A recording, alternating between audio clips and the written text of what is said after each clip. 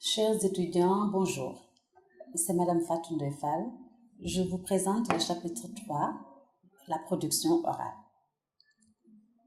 Pour ce chapitre, nous allons utiliser les éléments suivants. Projection de vidéo, une pièce de théâtre, la déclaration de politique générale du Premier ministre. Pour ce point, il serait important, à titre suggestif en tout cas, nous vous le donnons, il serait important pour chaque UFR de prendre l'angle qui va avec ses préoccupations. Par exemple, pour l'UFR santé, développement, de santé communautaire, on peut mettre l'accent sur l'aspect santé.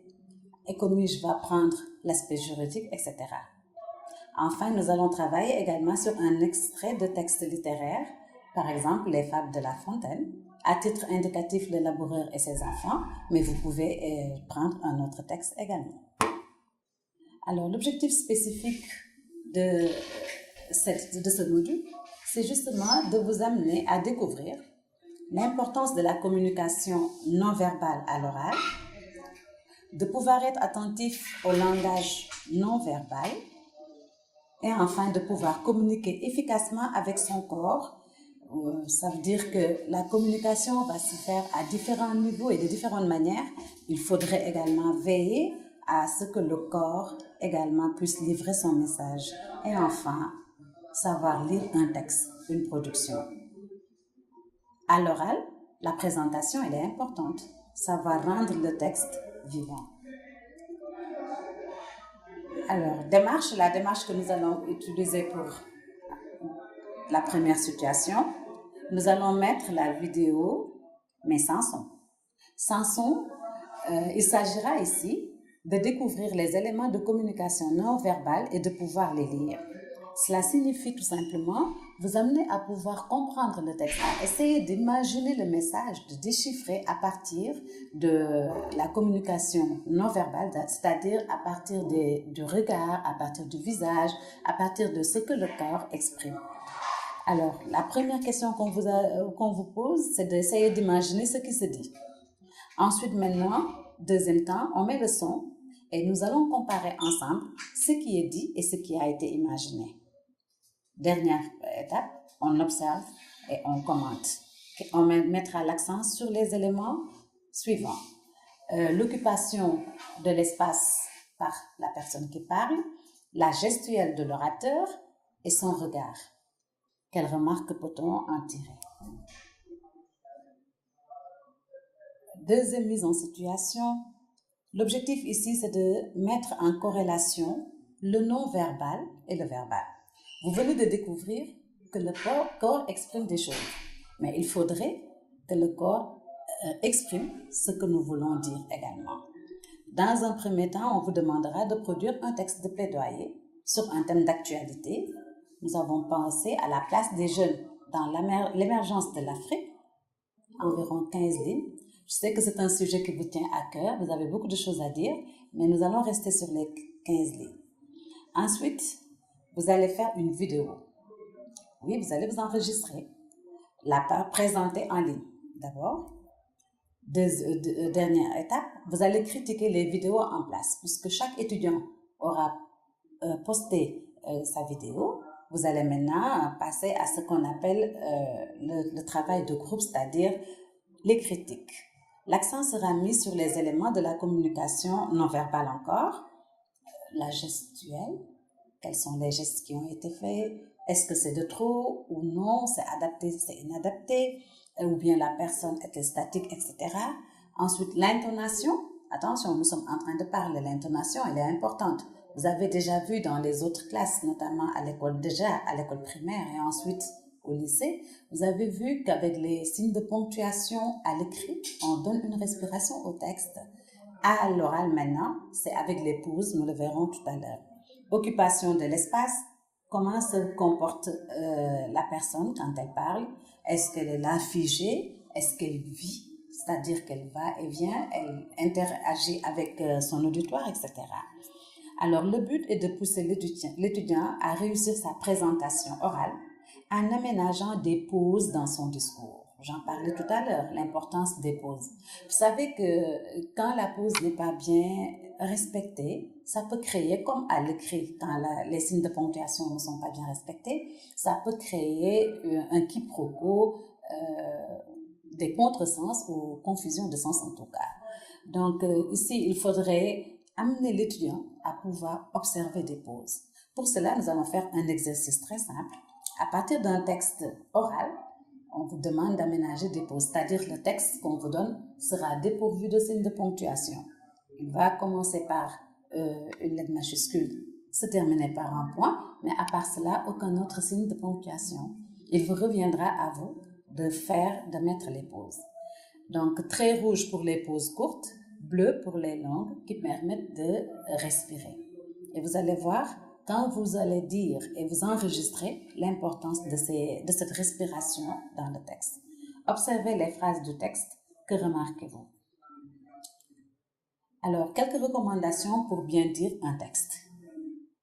Nous avons passé en revue certaines pratiques.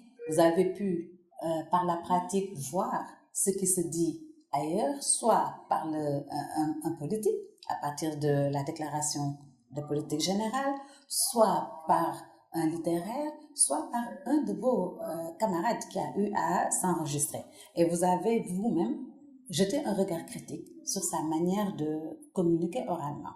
Maintenant, il nous revient de faire une sorte de synthèse pour vous amener vraiment à réussir, parce que c'était ça notre objectif, à réussir à dire un texte. Alors, l'objectif visé est de vous amener à réussir une communication orale efficace. Tout le monde peut se lever et parler, mais communiquer, c'est livrer un message. Cette communication, elle est efficace quand le message passe. Et ça repose sur énormément de points pour qu'on puisse atteindre notre objectif. Alors, à l'oral, ce qu'il faut comprendre, c'est que le texte, il vit, il a son rythme. Quand vous dites votre texte de manière monotone et monocorde, mais personne ne vous écoute. Alors que si le texte respire, vous permettez à votre auditoire de vous écouter, de vous comprendre et de mieux être avec vous. Alors, pour bien rendre le texte, il faut, première des choses, c'est la respiration. Il faut savoir gérer la respiration. Vous êtes jeune, en principe, vous êtes des sportifs, donc vous devez savoir respirer. Mais un constat s'impose. En tout cas, nous, les Sénégalais, nous respirons mal. Alors, comment est-ce qu'il faut respirer? Il faut inspirer, expirer, une respiration lente et profonde. Cela se travaille. En principe, ça dure 4 secondes. Et il y a des points qui vous permettent de voir si votre respiration est réussie ou non. Alors, si en respirant, vous sentez que l'air entre, vous soulevez les épaules, ça veut dire que vous l'avez réussi. Si les épaules ne se soulèvent pas, vous n'avez pas respiré. Savoir occuper l'espace. Ne pas rester statique, sur place. Bougez si possible. Si vous êtes en position debout, essayez de faire quelques mouvements. Si vous êtes en position assise, bougez la tête, regardez par-ci, par-là, changez de direction. En cas de projection, ne pas rester collé à la machine, prendre le temps de commenter et non lire. Il y a une différence entre lire et commenter. Si vous lisez votre PowerPoint, vous ennuyez votre auditoire. Il faut le commenter puisqu'ils ont le texte sous les yeux. Enfin, s'adresser à un public. Parler à une personne, tout le monde sait comment ça se passe, ça veut dire déjà lui donner toute l'attention qu'il faut, mais réussir également à capter l'attention de ce public-là. Toujours quelques astuces, parce que je sais que c'est pas facile de se lever un beau matin et de vouloir communiquer, c'est pas facile d'être à l'aise, ça s'apprend, c'est surtout des exercices. Alors, par rapport au regard, il ne faut pas regarder votre public dans les yeux. Ça peut vous déstabiliser facilement. Que faut-il faire? Balayer la salle du regard. Certains disent qu'il faut regarder le nez. D'autres disent qu'il faut regarder le front ou en tout cas les cheveux. Ce qu'il ne faut pas faire, qui est évident, c'est d'essayer de fixer le regard de l'autre. Mais pourquoi? C'est très simple. Quand l'autre me désapprouve, ça peut me déstabiliser. Quand l'autre dans le non-verbal, nous l'avons vu tout à l'heure, l'autre dans le non-verbal me montre, mais qu'est-ce qu'elle est en train de dire? C'est quoi ces conneries?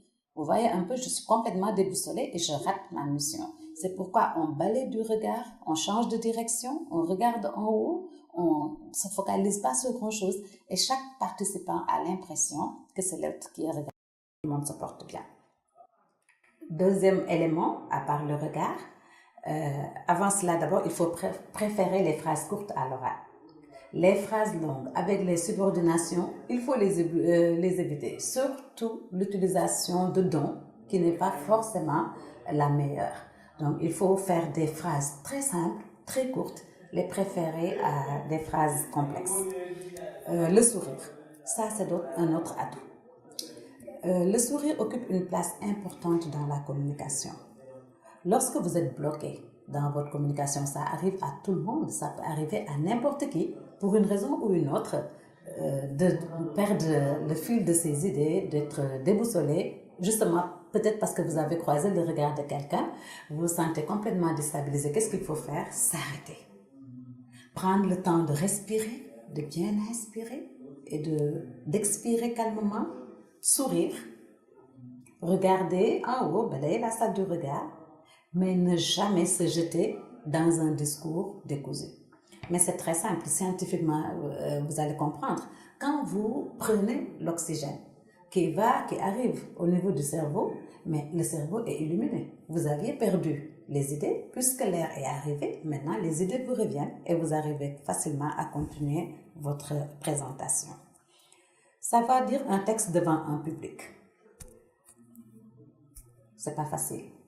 Parler au public et non lui lire un travail. Première des choses, c'est dire, je n'ai pas à lire un texte. Imaginez, vous êtes en salle avec un professeur qui vient, le texte sous ses yeux, qui ne vous regarde pas, ne vous parle pas, qui vous lit son travail et qui s'en va. Comprendrez-vous quelque chose? C'est la même chose si vous venez parler à votre public de cette manière-là. Au contraire, vous êtes dans le non-verbal en train de lui donner beaucoup d'informations sur vous-même et sur votre travail. Je ne me sens pas à l'aise, je n'ai pas confiance en moi, je ne maîtrise pas la communication orale, etc. Or, ce n'est pas vraiment l'objectif. Ce qui fait qu'il ne faut jamais venir les yeux braqués sous le texte et ne faire que lire. Il faut relever toujours la tête, regarder l'auditoire et continuer. Tourner à gauche, aller vers la droite et continuer. Il faut toujours le faire. Alors, il faut également savoir préparer son travail parce que ce qui peut me bloquer, c'est un travail mal fait. Ça va faire des recherches, élaborer un plan cohérent, rédiger un bon texte, bien le lire à haute voix, s'enregistrer et communiquer avec son corps. L'autre point sur lequel il faudrait qu'on insiste un peu dans une communication orale qui est très important, c'est le temps de parole. Si on vous demande de venir faire une présentation, en général, en amont, on vous aura dit pour 10 minutes, 30 minutes, 15 minutes, 20 minutes, même en classe des exposés, vous avez un temps de parole. Il faut respecter le temps de parole qui vous est imparti. Vous savez, la pire des choses qui arrive, c'est quelqu'un qui vous parle, qui devrait vous exposer un travail en 10 minutes et qui prend 30 minutes. Il est lassant, ça veut dire qu'il a débordé ou qu'il s'est mal préparé. Pour cela, vous devez lire, vous entraîner avec un chronomètre, en articulant bien et en respectant les pauses. Attention, le président Senghor, peut-être que certains d'entre vous ne l'ont pas connu de son vivant, mais les adultes savent de quoi je parle.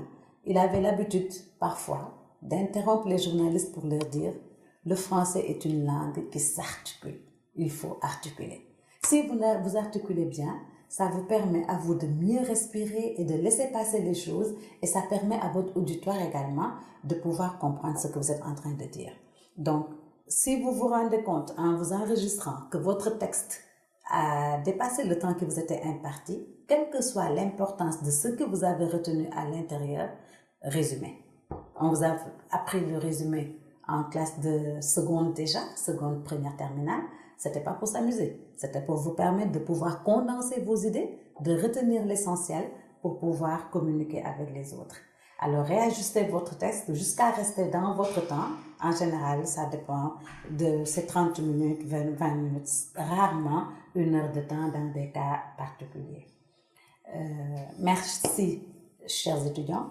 J'espère que la présentation a été claire pour vous et que nous sommes dans une situation d'oralité où chacun pourra se lever et présenter son texte. Je vous remercie.